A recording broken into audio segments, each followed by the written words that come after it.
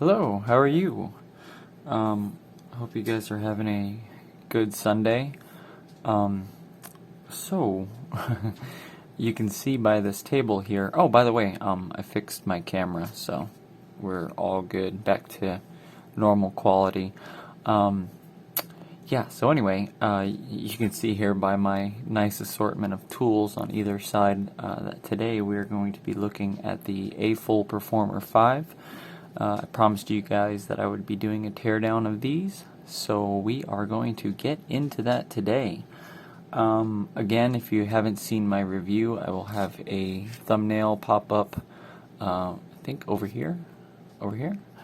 Anyway, yeah, so if you guys want, you can go check out the review if you haven't already seen it. But yeah, so just a brief recap. They are 1DD 4BA hybrid, hence the Performer 5 moniker. They are all resin build, 3D printed. They are $219 and were very kindly sent to me by Hi-Fi Go. Again, I would like to thank the people at Hi-Fi Go for sending these to me, because typically, as far as my teardowns go, my IEM teardowns, I try not to take apart anything too expensive. I never sell any of my IEMs as far as like ones that I get for review. If I purchase them myself, I'll sell them, but if it's anything that I ever get for review, I either keep it or I gift it to a friend, or I take them apart and I harvest the drivers. So for example here, I'll just show you guys.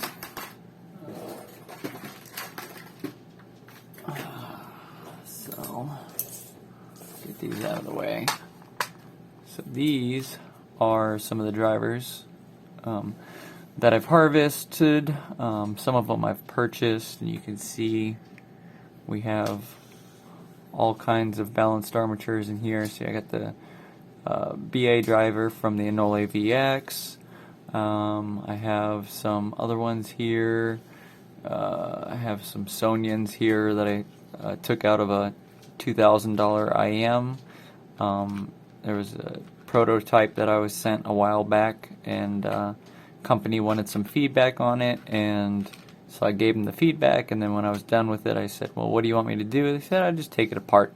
So I said, okay. Some miscellaneous parts, some pieces that I made out of resin.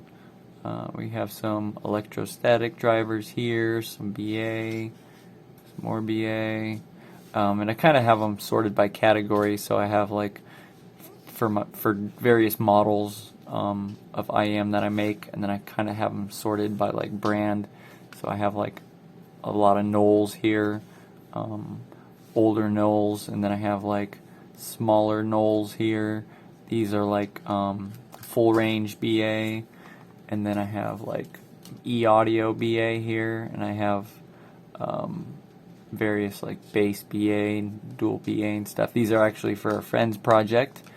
So anyway, yep. And then I have some more electrostatics in here, along with some other BA, some Sonyan high-end treble BA, mainly treble stuff here, and then I have some other BA here. So anyway, so those are my parts.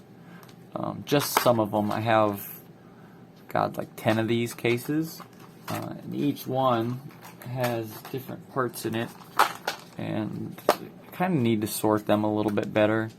But if you guys want to take a look, I'll show you. These are some of the dynamic drivers. So I have some here. The labels are for channel matching, so I graph each one of them, and then I channel match them, so that way when I make a set of IEMs, both ears sound the same. So same with those. And then get into some of the more random stuff here. These are actually out of a $1,000 set of IEMs. Let's see, got some cheaper ones here. So these are out of the Tri-Meteor and the Legacy 2. So those are the beryllium drivers from the Tri-Meteor and the Legacy 2. And then what are these? These are out of the XINHS 1+4. Some that I bought. Some more that I bought. Yeah, these are all bought ones. And then, oh no, I'm sorry. These are out of the Meteor, but they're the same. They're exactly the same. They're pretty much identical to the ones that I just showed you guys. They got the 4 holes. See, there's one in the middle. Or sorry, 5 holes. 1 in the middle and 4 on the side. So anyway, yep, that's that. And I will just show you guys one more. So if you don't know, I do a little bit of work with Canera. I need to get back to them because I'm working on something with them. I need to send them a message. So anyway, these are some of the drivers from some of their iems. We have a prototype here of the Gumiho. I'm sorry guys, I can't say it. Gumiho. These are shells that I printed, trying to test some ergonomics. We were just doing a test fit of the ergonomics of the IM. So that is that. Actually, let me zoom in a little bit more. And you'll notice I have some of the SPD drivers, the square planar drivers. So they sent me these for testing. So I have a few of these. These are the first generation. These are not the latest generation in the Pandamon or the Pandamon. They also sent me a few. What was the name of that IM? I have a prototype here. I don't remember the name of the IM. It was the 1BA, 1DD, 1EST. These are the drivers from those. And then this is a previous prototype driver. So anyway, yeah, so they sent me a little care package with some drivers in here. I also have a dual 8mm that they sent me. These are used in a lot of their higher end IEMs. I have to look up the models so I can tell you guys. But yeah, there's a few models that these are in. So, but anyway, yep. So that's that. And then I will show you one last thing. So,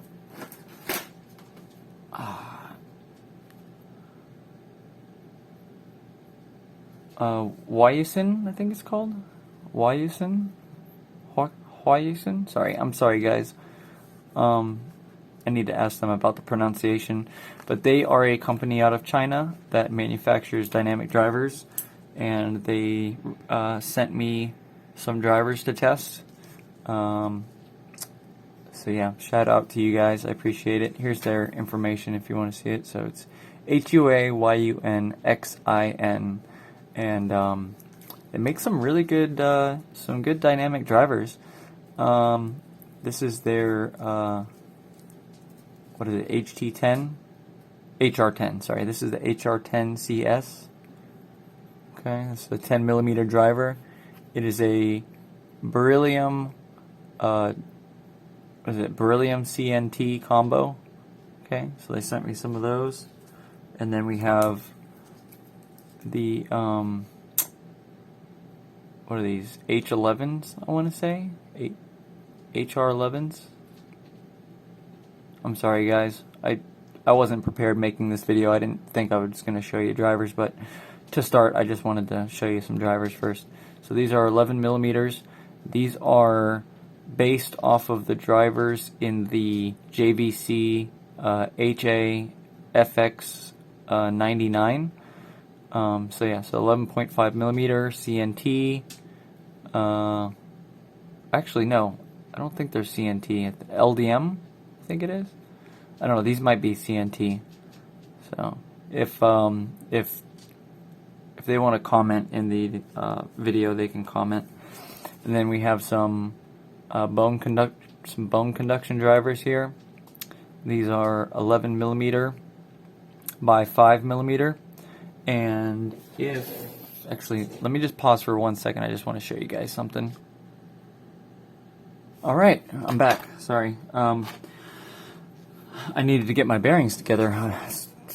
forgetting some stuff. So this is a bone conduction driver. So if you guys have never seen a bone conduction driver before, this is what they look like. This is the GDO4 model. This is from a different company. Build quality is not as good as the how do you pronounce it? Wyazin. Anyway, the build quality is not as good. You can see that the one from them is all metal. The design is a little bit different. So yeah, I'm excited to compare these because I want to try them out and see which one is better. Because I'm going to do a IEM that uses bone conduction technology inside. So anyway, yeah, they're both the same size, both 11 millimeters circumference, and then 5 millimeters depth. And just to finish this off real quick, because I didn't mean for this to be a show and tell, but I figured if you like my content, you would like to see some of the drivers that I have. This is the last one I want to show you. So these are 6 millimeter drivers. This is a composite driver from the new K-Bear. What are they? The little bullet style. What are they called? I have them sitting over here somewhere. These guys. So what are they called? Anyway, I forget what they're called. But yeah, it's the new K-Bear iems, and there's another pair too. They both use this dynamic driver here. It's a 6 millimeter composite driver. You can see I kind of ding that one up a little bit. But yeah, so these are all my small, like sub 7 millimeter or 7 millimeter and below drivers. I got some KZ drivers here, 6 millimeter. These are from the DQ6 to DQ6S. They are real drivers. They're not fake. I won't get into that right now, but anyway, they're real. And then I have some beryllium coated. And this is another project I want to make. So I want to make an IEM that has multiple 6 millimeter drivers in it. Let me see if I can find it. Do I not have them? Where are they? Oh no, sorry guys. I'm totally unprepared. Hold on, I'll pause one more time.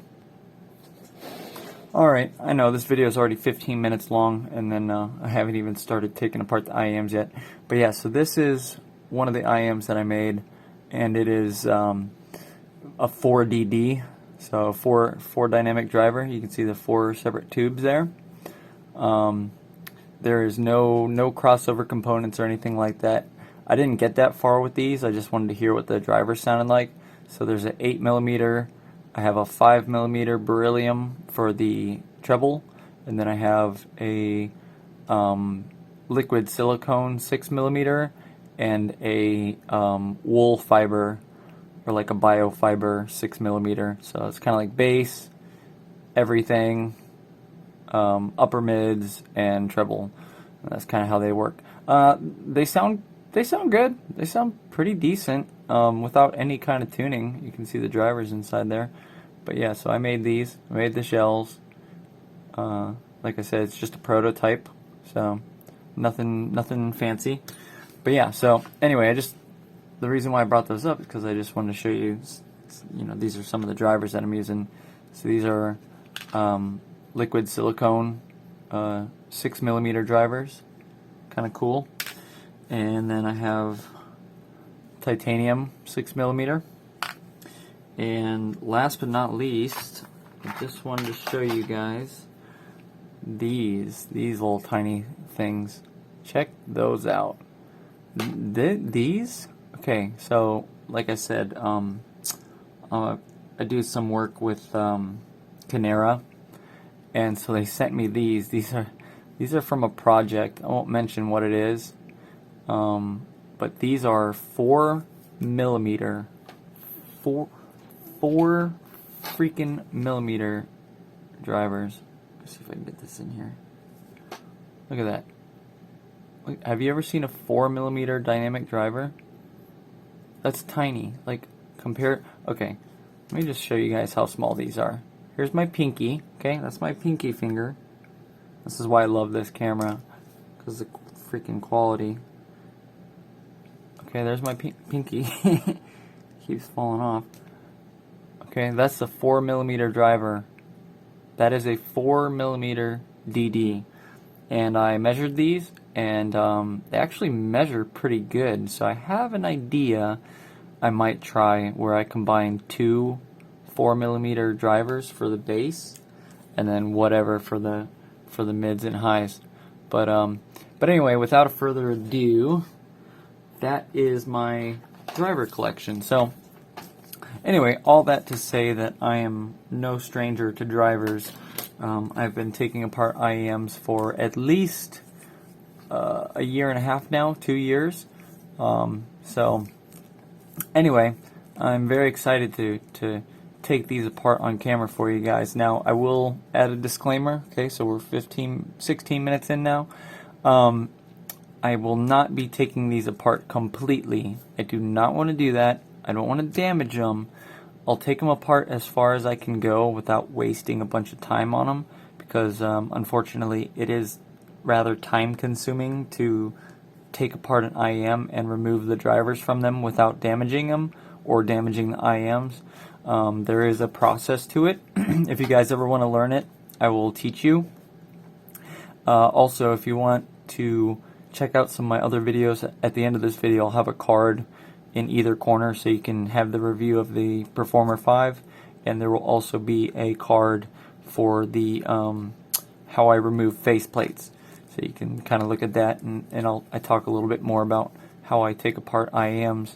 So anyway, just to recap, like I said, 1DD 4BA, there's a bunch of special tuning magic that they have inside here.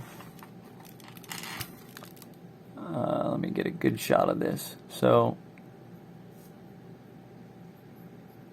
sorry, I'm trying to keep it where the light is shining on it. So you can see in there just a little bit. So I believe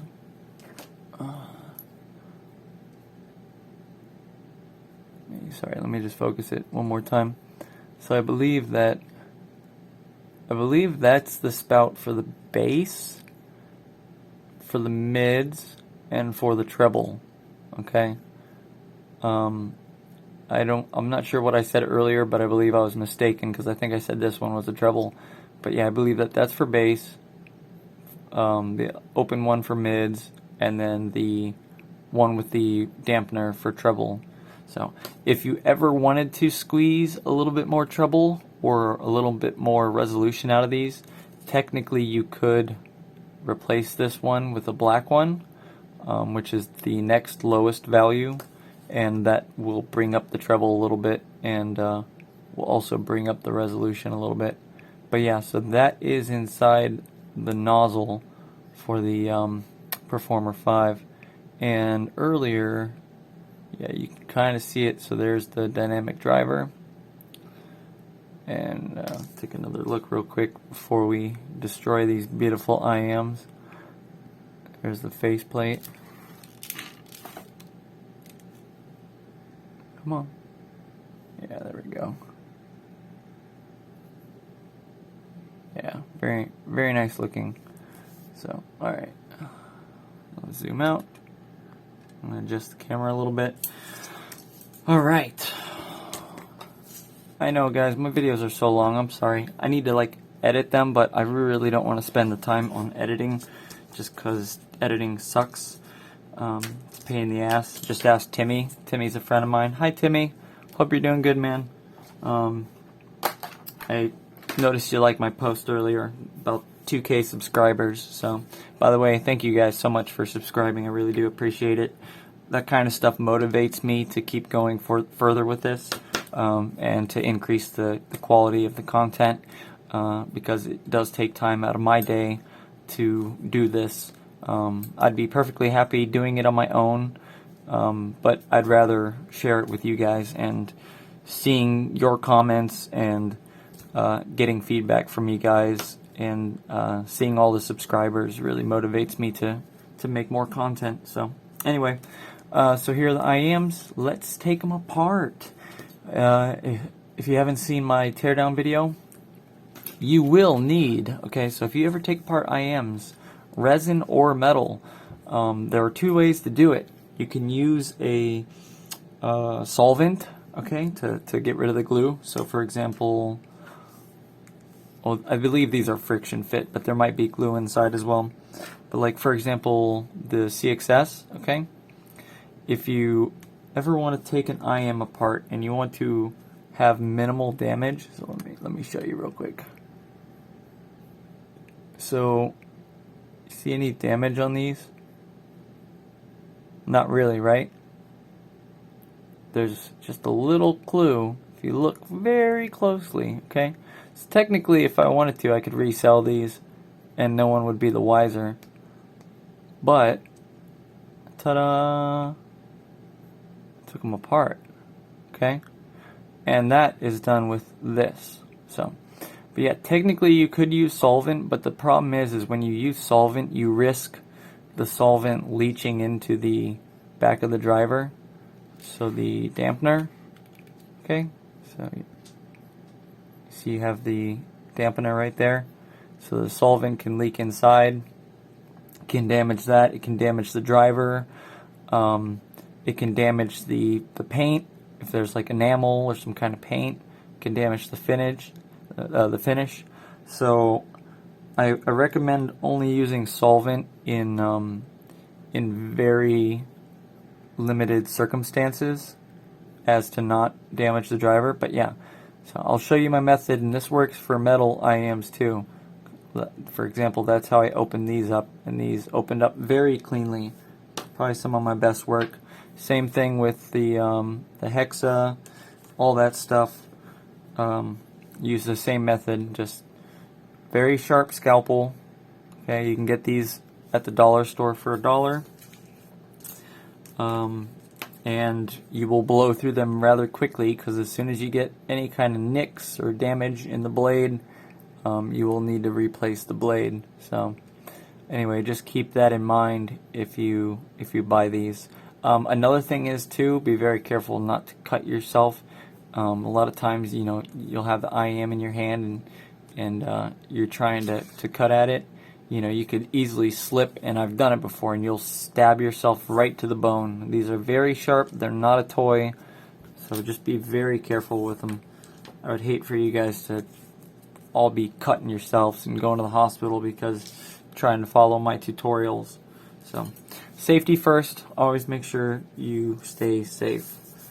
Alright, so with any kind of IM, like resin IMs specifically, but for any kind of resin IM, there will always be a seam, okay? And one of the things that you can do to determine the seam is you can hold a bright light to it, okay? So for example, I have a bright light here, alright? You can hold a bright light to it, and you can kind of look for a seam, for a wave. You can also shine the light through the IMs, and you should be able to see where the seam is, okay? And then, yeah, basically you just look to see if there's any kind of waviness or anything like that. Now, these being 3D printed, I would not be surprised if Aful had made like a lip on the faceplate, and the lip is actually buried inside this black resin here. So this may be a little destructive. I always usually start at the bottom here, okay? So, because this is like the sharpest point, so this would be the least amount of glue. If you start up here, you're going to be fighting all of this surface area.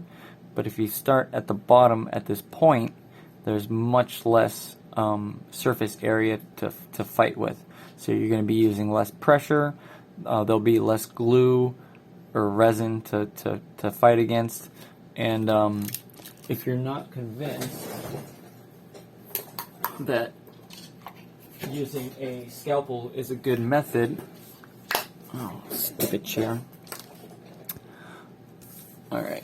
So if you're not convinced that using a scalpel is a good method, I'll just show you my Anole VX, and you can see the seam here. One of these I didn't finish yet. I think, yeah, it's this one here. The shell cracked in a few pieces, so there's a little area up top here that's cracked. I was going to make a video on refinishing them because I also damaged these pieces here, so I just need to redo that. But yeah, if you look, let me zoom out a little bit, try to get a little better resolution here. Sorry guys, let me just adjust my setup. Alright, so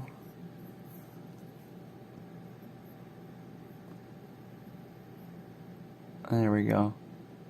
So you can just barely make out where the seam is, and that's because I have not finished filling it in yet, but you can kind of see a little pattern there, a little waviness. But I mean, you see how close we're looking at it, and you can't tell. And this is the method that I used. There's no like real nicks on the bottom. There's a little bit right there, but like I said, these aren't finished, and this is not my best work. There are easily other resin iems that I did where I did a much better job. So for example, with this one right here, I rebuilt using Egger resin, so the same resin that they used to initially make these. I rebuilt this whole area. This is not part of the earphone. This is something that I made myself.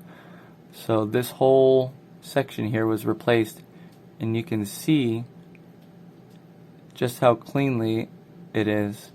The only real giveaway is that these little flecks of silver sparkle stuff don't go all the way to the top.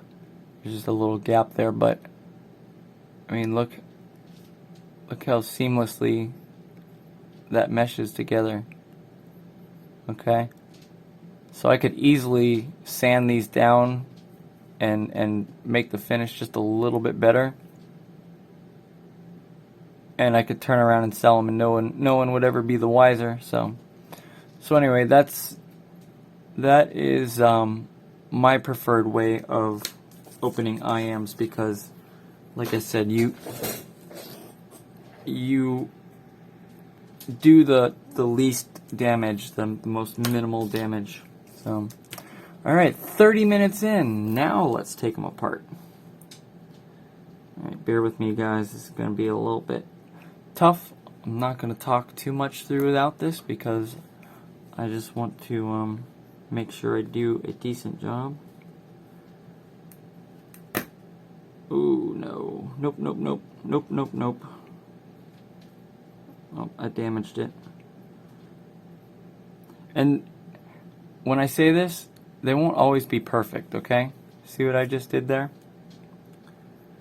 Quality of resin is one big thing. I've had some iems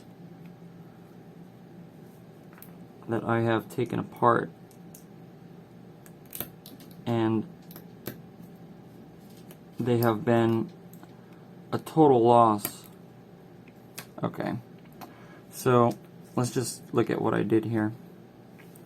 Alright, you see that? So you would think, oh no, it's done. He killed it. Like, you could never put it back together again. No. It'll be fine. Use clear resin for the top for this little seam here. Granted, you don't create much more damage. You just use clear resin, and that will basically become invisible. So anyway, just a little hiccup, and I think part of the reason why is because they have some like inlays in here, and it goes through the come on, it goes through the resin. Like, you can see some of it popping out right there. So you see some of the finish right there. So it's not all resin. It's got particulate or impurities just because of the finish that they did. So anyway, there we go. There's that pretty PCB. All right, look at that. That is nice. So let's take this apart just a little bit more. All right, so let's see, what do we have here? We got a big, it looks like a big resistor there, or I mean a big capacitor. That could be a resistor. What does it say? L3? No, that's an inductor. Oh, look at that. So we got a big inductor there. L, for anybody that doesn't know, in circuits and electrical engineering, L stands for inductor. Don't ask me why. I don't know. But C is for capacitor. So anytime you see C, C3, capacitor 3, capacitor, what is that? I guess 5? I can't read it, I'm sorry. But yeah, so C4, yeah, capacitor 4, capacitor 3. So you got your input there. Everything's labeled R, so C for capacitor, R for resistor, and L for inductor. Alright, sorry guys, I'm going to do my best to keep this in focus. Here we see the two mid-range BA, okay, so these are for your mids. The DD is underneath the top portion here, and I would assume that the treble BA are going to be somewhere over here. Alright, so let's go back down to the table. There we go. And let's see how hard it will be to remove this PCB.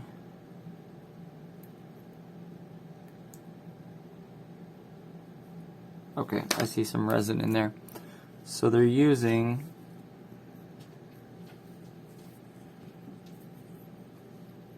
a dab of resin right here to hold the PCB in. See that? Okay. So what we're gonna do to loosen that up is we're gonna take our scalpel here and we're gonna put it up against the edge and we're just gonna push on it.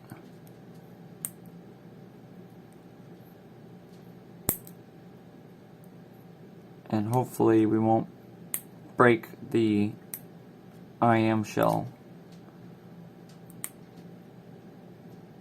It's all about leverage.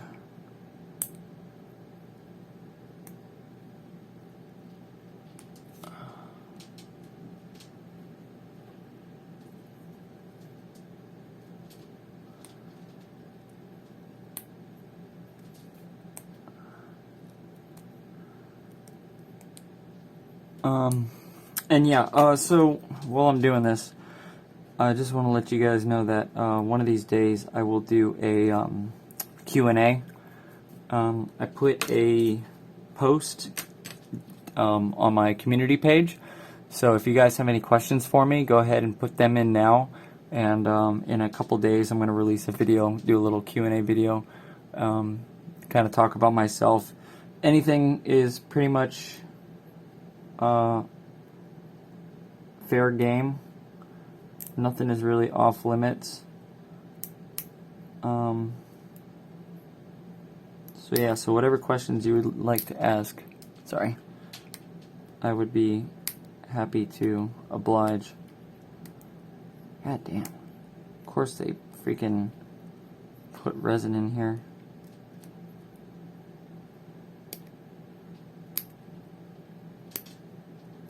This is awful. I need a pokey bit. And I need a sharp pokey bit.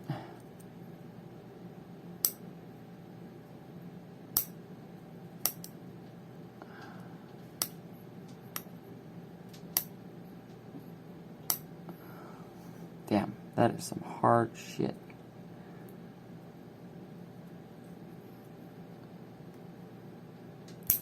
There we go. Nice, got it. Yeah, so Sorry if some of it's off camera, guys. I had to use my finger as leverage, because here's the problem. So there was a little blob of resin right here, and if I were to use the edge of the shell here for leverage, I could easily go pew and blow out that side and crack it. And because this hole is already here for the vent, it's already weaker than the rest of the shell, and I don't want to create any more damage than necessary. So I basically put my finger on the bottom of the shell, and instead of pushing against the shell, I pushed against my finger and just went pew and popped off the resin that was there. So, all right. Starting to come up now.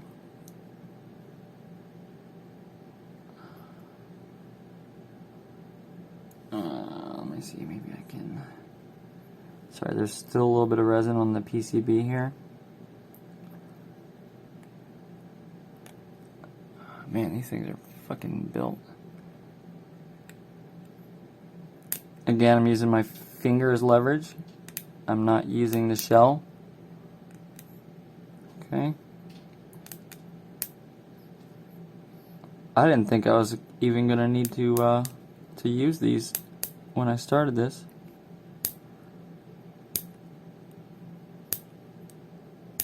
Alright. Okay. I really hate when people use resin to hold stuff in place. Ah, there we go. Perfect. Cool. So that is just tape. So that is like I thought. This is just all the ground wires. Okay. So all the ground wires are connected together. There we go. Okay. So those are all the ground wires. Let's see if we can go further. Alright, this is some sort of glue. Perfect. I always hope that, well, I don't want to give it away because companies are going to see this and they're going to make it harder for me to get into the iems. Here, I'm sorry guys, I'm going to zoom out because I keep going out of frame. I would rather it be blurry than you guys not be able to see what I'm doing.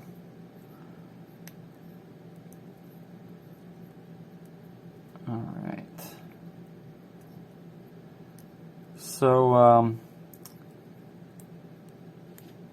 so you guys have any hopes for the holidays coming up? Do you have any special holidays? I have lots of friends overseas. I know a lot of you guys are from like Singapore, Malaysia, Philippines, Japan. Like, hi to everybody overseas. I find it amazing that this hobby has so many people overseas. I've met so many awesome people, so many very, very nice, very lovely people. And every day I learn more about new hobbies and holidays and celebrations and stuff like that. So if you have anything coming up, please let me know. I'd be very curious to hear what kind of holidays you celebrate, or if you have anything coming up, anything that you're excited for. Personally, over here, if you're from overseas, so I'm sure you already know, but we have Christmas coming up. Christmas is a rather big holiday in America, but it kind of sucks because that's when you have to see a lot of people you don't want to deal with, like certain family members and stuff. There's some people that that you may not want to see, and it's really stressful for a lot of people in the U.S. because they have to travel. So there's a lot of people traveling. So, and it's just one of those things where people are stressed out because they have to buy presents and they have to buy gifts for friends and loved ones, and you know, some people don't necessarily have money, but they feel obligated to spend money on their friends and family, and Other people absolutely love the holiday. They love the change of weather, and they love the music, and they love everything about it. And my mother is one of those people. She absolutely loves Christmas. She absolutely loves the holidays. All right.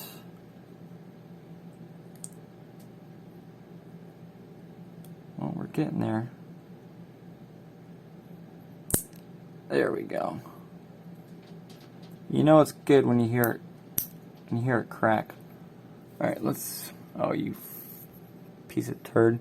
Okay, so basically, if you guys are skipping around or you're just joining me here, I'm digging out the pieces of resin that are holding this PCB in. So there's a custom-made PCB that's holding all these circuits on it, and it's like a custom form fit, which is something that we're starting to see a lot more in iems. And basically what I'm trying to do is I'm trying to get it out of the shell without damaging it and damaging the shell. And so I'm trying to use every tool at my disposal. Where's my...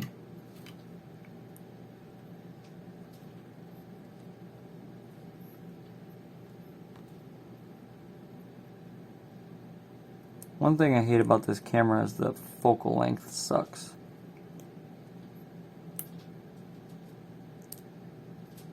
Oh shoot, I just had it. There we go. Ooh, look at that. Look at that. Alright, it's coming out. Look at that, guys.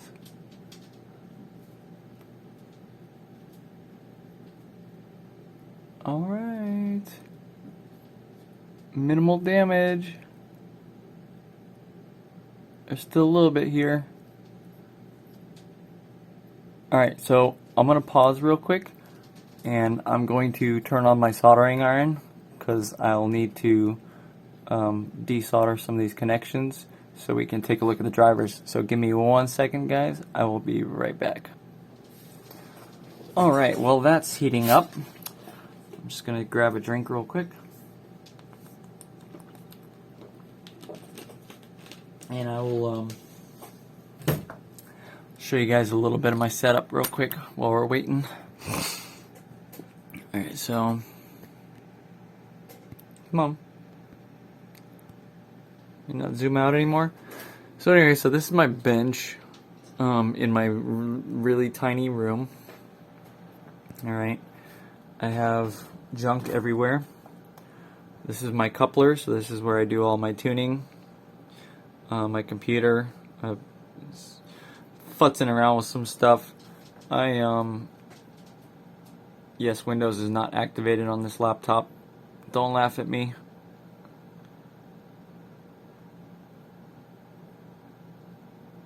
Alright.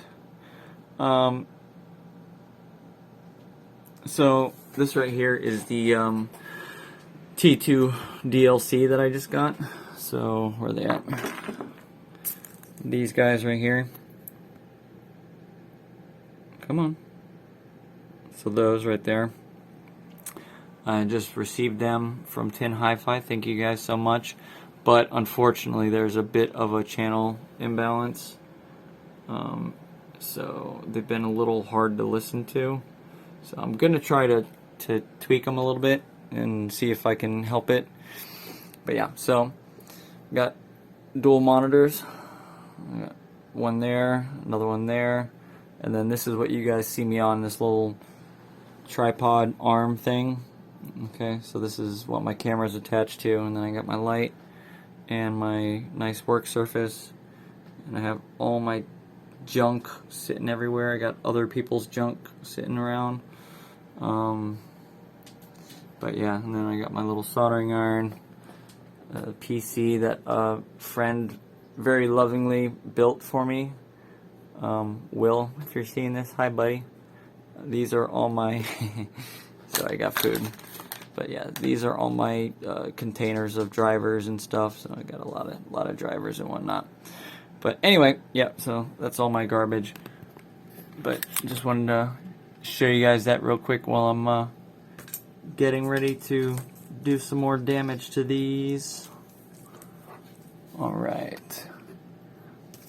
Okay, so soldering iron should be good. Let's get our helping hands in the shot. Alright.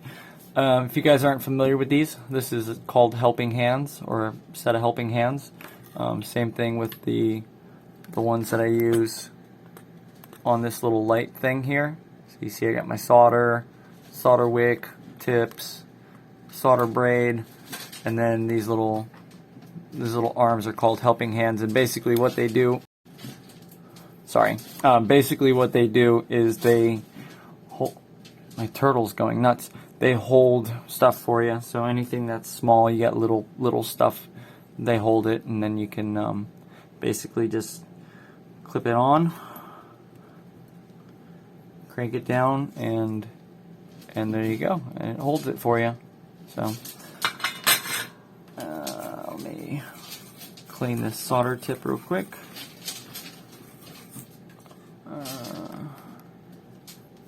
And I'm going to grab some solder. Dude, what are you doing in there? Chill out, bro.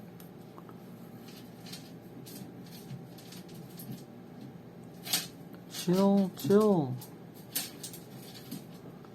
Chill, brother. That's my turtle. He's a turd.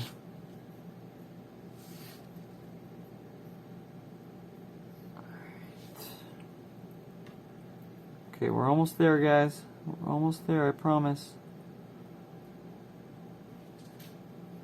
Let me grab one more. So there were three, show you guys, there are three positive connections on this. There's one up top, okay, so there's one right there. There's another on top of this resistor here, okay. So there's one right there on that resistor, and then there's one down here on the bottom, and then the rest of the wires kind of wrap around it. So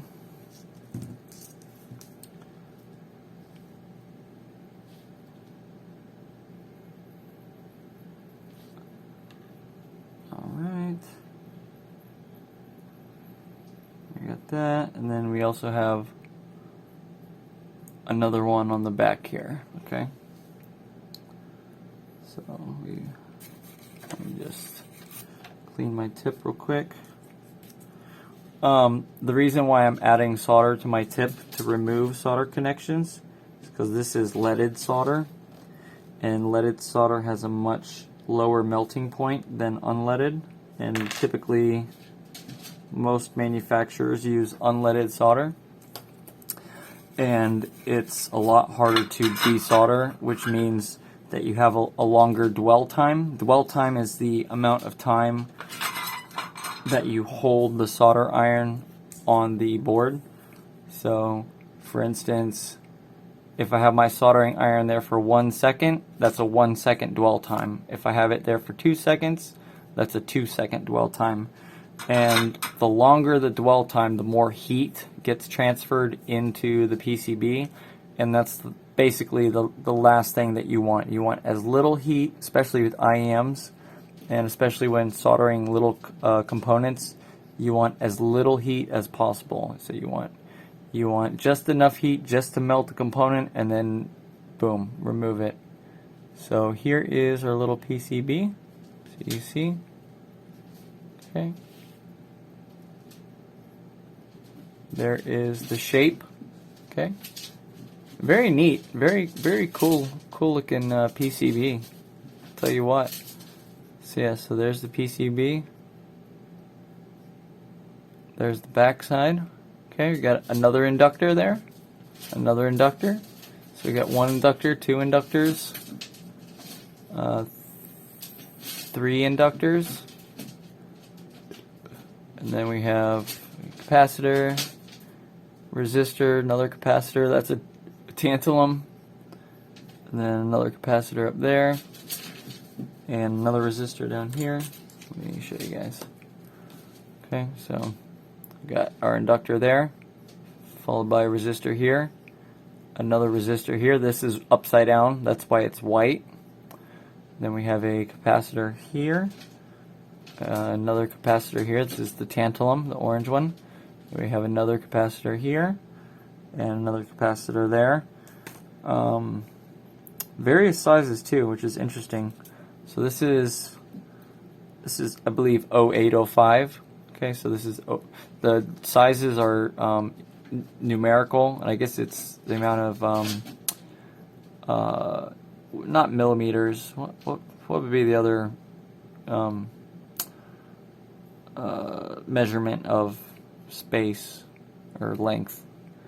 Anyway, so yes, they're 0805, but yeah. So anyway, that's the PCB. Really neat little design there. And we'll get this into the frame as well. Okay. So there's that. So we got faceplate. We got our PCB. Okay. All these little flecks, all these little bits that you see on the table, those are all little bits of resin. And let's see, do I need to? Yes, I do. I need to desolder one more connection for you guys.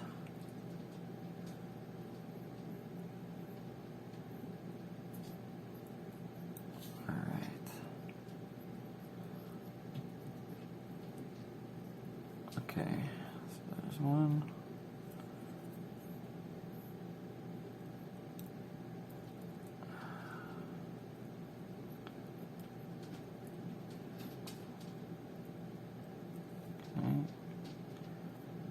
There's the dynamic. And then, sorry, I just wanted to check, make sure it's in focus. Got the BA. And then we have treble BA. So anyway, where we left off, I just need to desolder one more connection here. So right there. Okay, so I'll do that real quick. Boom. All right. So let's. This might be a pain in the butt. Let's see if I can do it.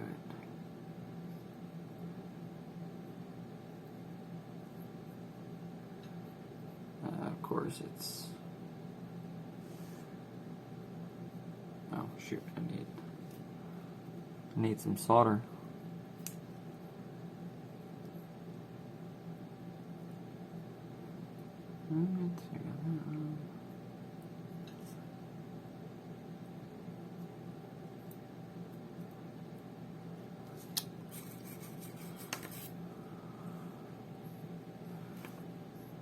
There we go.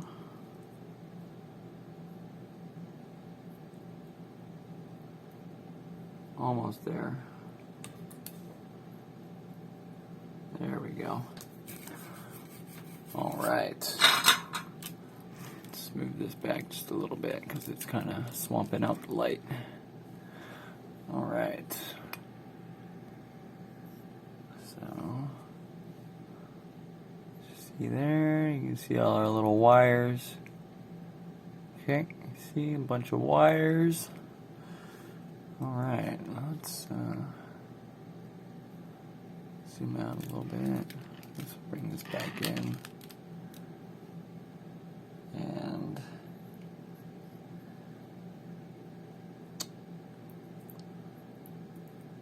alright, so I got those.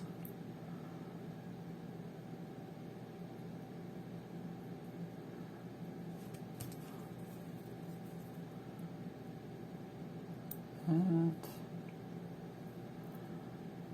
I got these. That over there. Do I have tape here? No, I don't. Oh well. Oh no, I was wrong. Oh, whoops. All right, well, goes to show me. Okay, so anyway, what are we looking at here? Well, we have our dynamic driver here. This is not, unfortunately, that is not a 10mm driver. That is more like a 8mm driver. I believe it's 8. I don't think it's 9.2. But yeah, so there's our 8mm driver. All right. We have our, you can see like the resin is holding them in. We have our 2 mid-range BAs. Okay, so those are for mids. And then down in here, they're kind of hard to see. But we have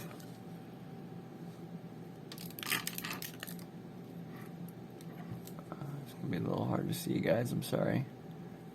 But we have our 2 treble BA down in there. So there's our 2 treble BA, our mid BA here. Don't ask me the brand of the BA. I'm not sure.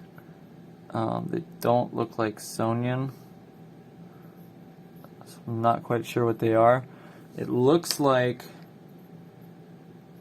let me grab a needle real quick. It looks like they did not use resin to secure them. Yeah, it's like, here we go, I'll use this one. Sorry, trying to keep it in focus. It looks like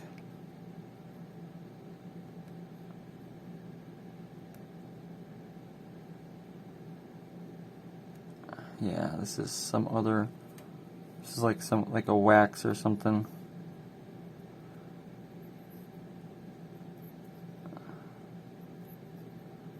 Yep. So you can see that little piece right there. See that? So yeah, that's what's holding them in. It's like some sort of like wax epoxy thing.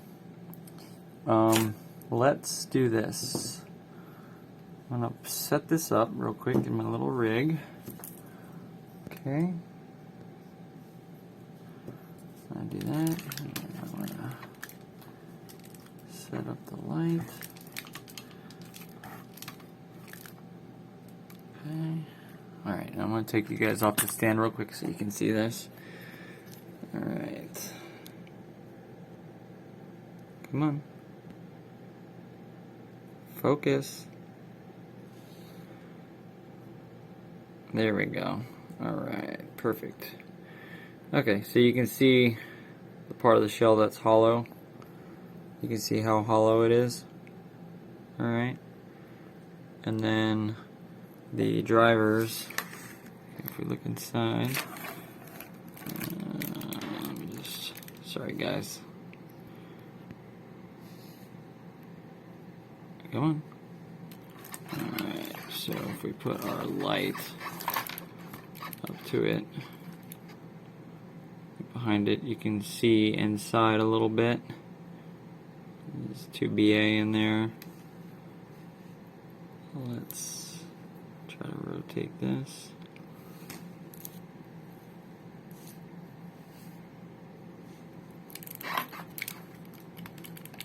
Alright. Yeah, so you can see,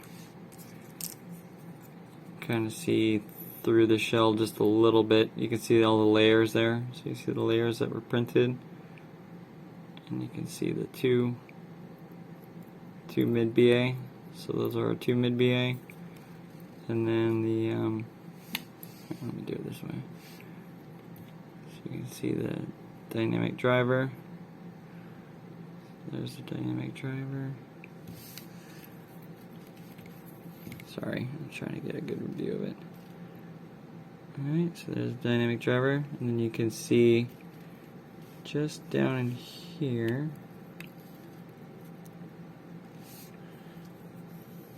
you can see, where are we at? There we are. You can see the dampener. So that's where the base and the pressure vents out of. So that is the pressure relief sensor or system. right there. So it vents out, and then you have the exhaust from the DD vents out, and it goes into this chamber here with the crossover and all that, and then it comes out of the let me see without blinding you guys, I'm sorry. Shoot. Oh well, let's do it with my hand. You can see it comes out of the hole right there.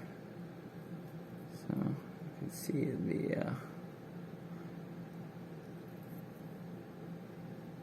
you can see the hollow portions of the shell. But yeah, it's a really hard shell to see through.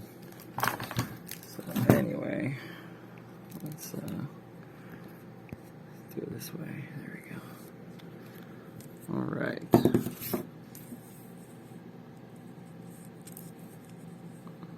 Do it like this. Alright. Come on. There we go. Alright, so there is the IM. Okay, you can see the resin that I scraped out. Now, if you ever wanted to do this, but you want to like clean up your mess, because you see how messy all of this is, all like the scrape marks and stuff. All you need to do is just apply a little bit more resin over top of it, and it'll look good as new again. But yeah, so there are the IMs.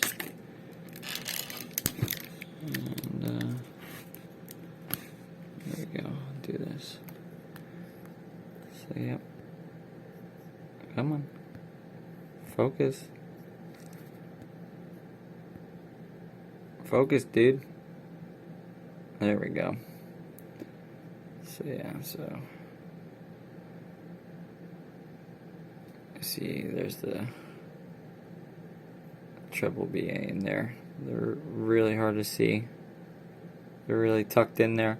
So that's the one thing that I definitely can't get to. I could probably tear the mid BA out. Come on. Oh my god, this stupid thing. But yeah, so I could probably tear the mid BA out. That shouldn't be too much of an issue, but those treble BA are going to be kind of an issue. And then we'll look over here at the crossover board.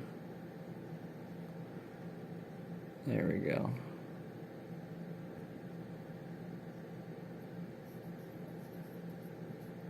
And you can see the inductors. Yeah, where's that? There it is. This is one reason why I stay with this camera, even though the focus sucks, is it's really good at close-up shots and like macros.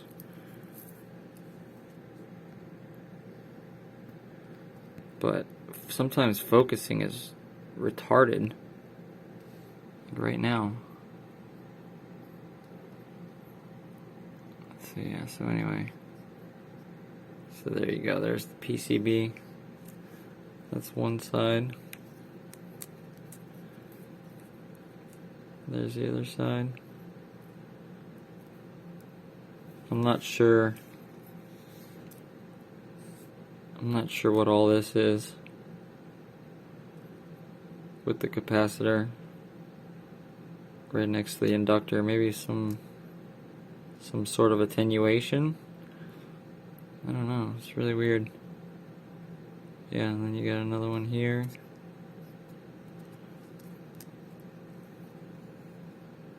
There's whatever factory code on the PCB.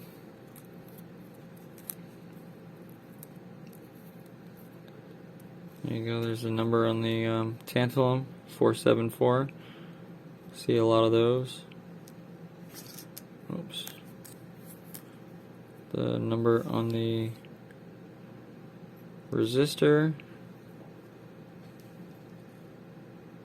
so 1R00, so I think that's 100 ohms. I'm not sure, but yeah.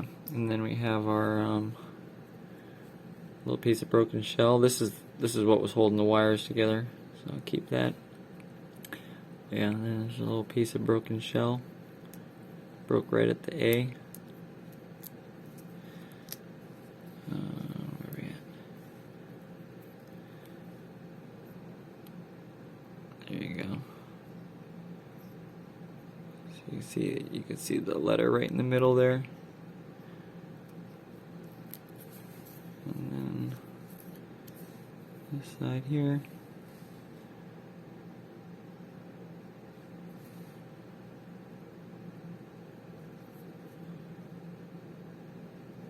There you go.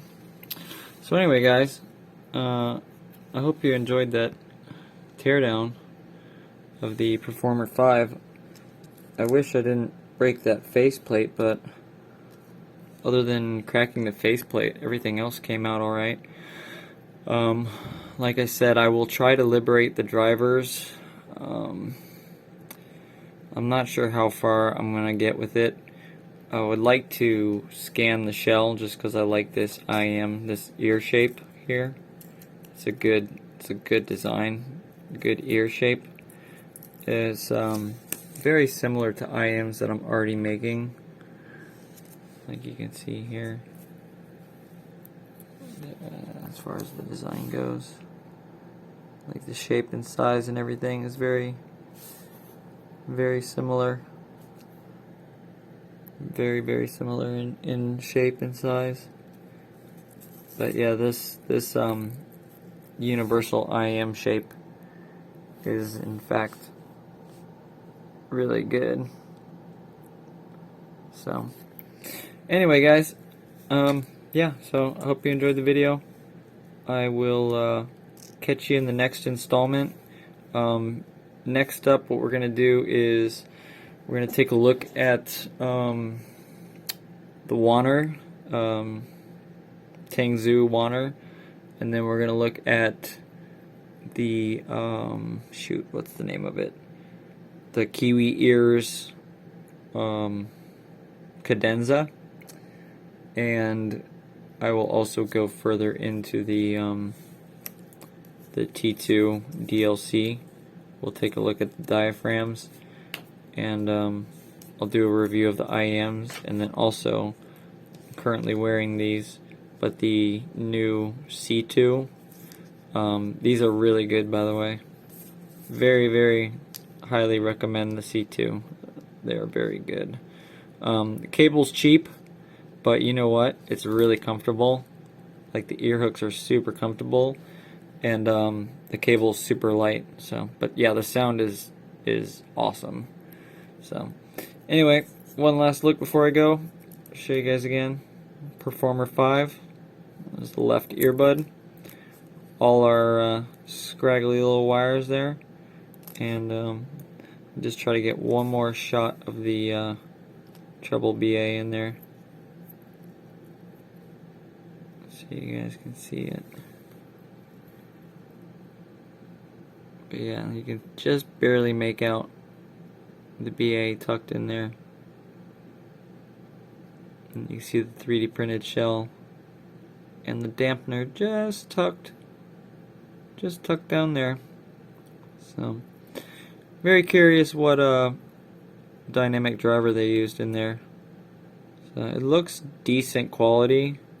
It's not the most expensive I've seen, but it does sound pretty decent. So I'll be curious to know what kind of dynamic driver they used, and if I find an upgrade, maybe I'll try to throw an upgraded driver in there. But yeah, not just for the record, it's not 10mm. It is it looks like 8mm. It could be a 9.2, but I doubt it. I very highly think that it is a 8mm, because you can see this is here's a 10mm. Okay, so that's a 10mm. See if I can get it next to the 8mm.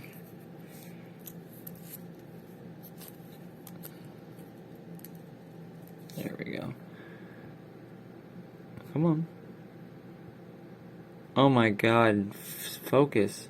But yeah, you see, so there's our 10mm on the left, and there's our 8mm on the right. And if you guys are curious, this is my 1+3. This is a set that I'm working on right now. There's a little issue with them, so I gotta kind of figure it out. But kind of working on a new design. can see the treble spout there on the nozzle on the top left. That's the treble. And then the bottom one with the white filter, that is the mids.